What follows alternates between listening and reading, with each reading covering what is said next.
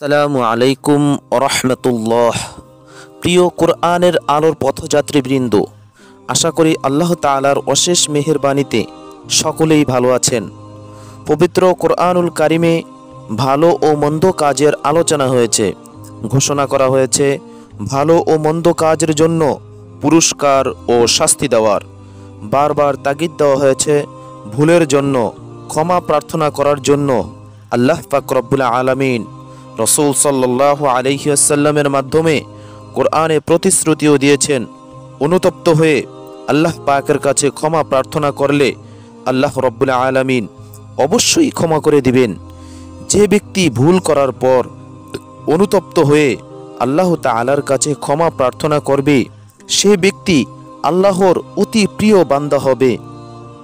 কেননা অপরাধী বান্দা যখন আল্লাহর কাছে ক্ষমা প্রার্থনা করে আর আল্লাহ যদি তাকে ক্ষমা করে দিয়ে থাকেন, তার ইস্তেগফার কবুল করে নেন, তিনি নিষ্পাপ হয়ে যান। এবং আল্লাহ রব্বুল আলামিন ক্ষমা চাওয়াকে অত্যন্ত পছন্দ করেন। ক্ষমা প্রার্থনা করলে তিনি অত্যন্ত খুশি হন। এজন্য আমাদেরকে আল্লাহ পাকের কাছে ক্ষমা প্রার্থনা করতে হবে। খাঁটি তওবাতেই রয়েছে মুক্তি। রাসূল সাল্লাল্লাহু আলাইহি ওয়াসাল্লাম গুনাহ থেকে মুক্তির জন্য তওবা করার পরামর্শ দিয়েছেন। পাশাপাশি তিনি এমন দোয়া শিখিয়েছেন যে আমল করলে গুনাহ থেকে মাপ পাওয়া যায়। প্রিয় কোরআনের আলোর পথযাত্রীবৃন্দ, আজকে আলোচনা করব ঘুমানোর পূর্বে 3 বার যে দোয়াটি পড়লে সকল গুনাহ মাপ হয়ে যায়। আপনি সকালে ঘুম থেকে উঠলেই বুঝতে পারবেন শরীর মন কতটা হালকা হয়ে গিয়েছে। আপনি আপনার গুনাহের বোঝা ঝেড়ে ফেলেছেন, সেই অনুভূতি আপনার অন্তরে হবে। বোঝা বহনকারী যেমন মাথা থেকে বোঝা ফেলে দেওয়ার পর শরীর হালকা অনুভব করে, ঠিক একইভাবে আপনিও আপনার গুনাহের বোঝা ফেলে দিয়ে আপনি নিজেকে হালকা অনুভব করবেন।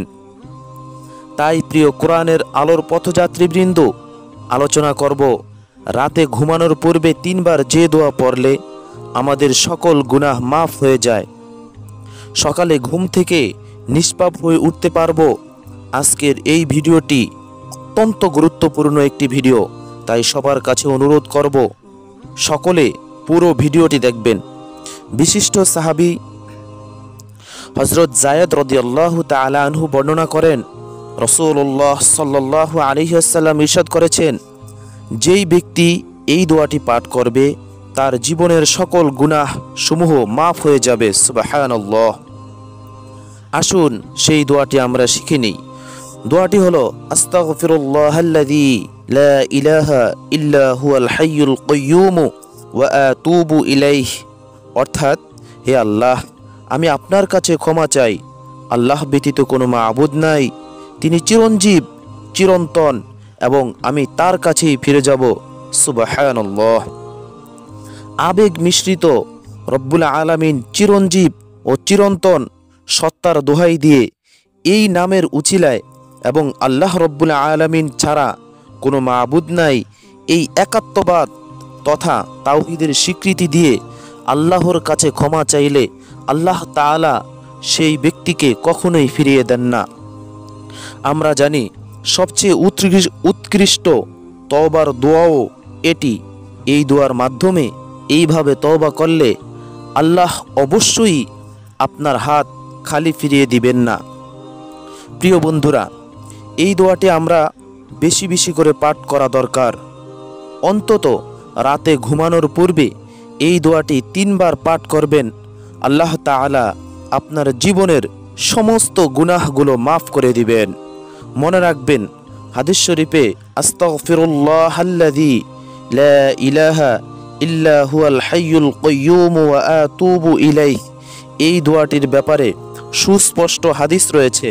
কিন্তু আমরা ইস্তেগফারের জন্য যে দোয়াটি পড়ি, আস্তাগফিরুল্লাহ রব্বি মিন কুল্লি যামবিন ওয়া আতুবু ইলাইহি ওয়ালা হাওলা ওয়ালা কুওয়াতা ইল্লা বিল্লাহ, এই দোয়াটির ব্যাপারে হাদিসে কোনো সুস্পষ্ট রেফারেন্স নেই, কিন্তু এই ইস্তেগফার পড়লেও আল্লাহ আপনাকে ক্ষমা করতে পারেন।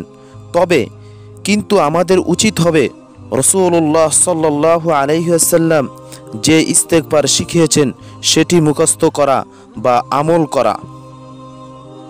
কিন্তু দুর্ভাগ্যজনকভাবে বাংলাদেশের অধিকাংশ মানুষই রাসূল সাল্লাল্লাহু আলাইহি ওয়াসাল্লাম এর শিখানো ইস্তেগফারের থেকে অনেক আলেম ওলামার শিখানো ইস্তেগফারটাই বেশি চিনে থাকে।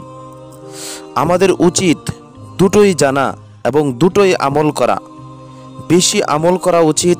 হাদিস শরীফে রাসূল সাল্লাল্লাহু আলাইহি ওয়াসাল্লাম যে ইস্তেগফারের কথা বলেছেন সেই ইস্তেগফারের দোয়াটি বেশি আমল করা উচিত, কেননা সেটি সহিহ। আপনি সকালবেলা ঘুম থেকে উঠলেই বুঝতে পারবেন আপনার শরীর মন হালকা হয়ে গিয়েছে, আপনার গুনাহ সব মাফ হয়ে যাবে এই দোয়াটি আমল করার মাধ্যমে ইনশাআল্লাহ। আল্লাহ রাব্বুল আলামিন যেন আমাদের সকলকে এই দোয়ার উপর আমল করার তৌফিক দান করেন। আমিন।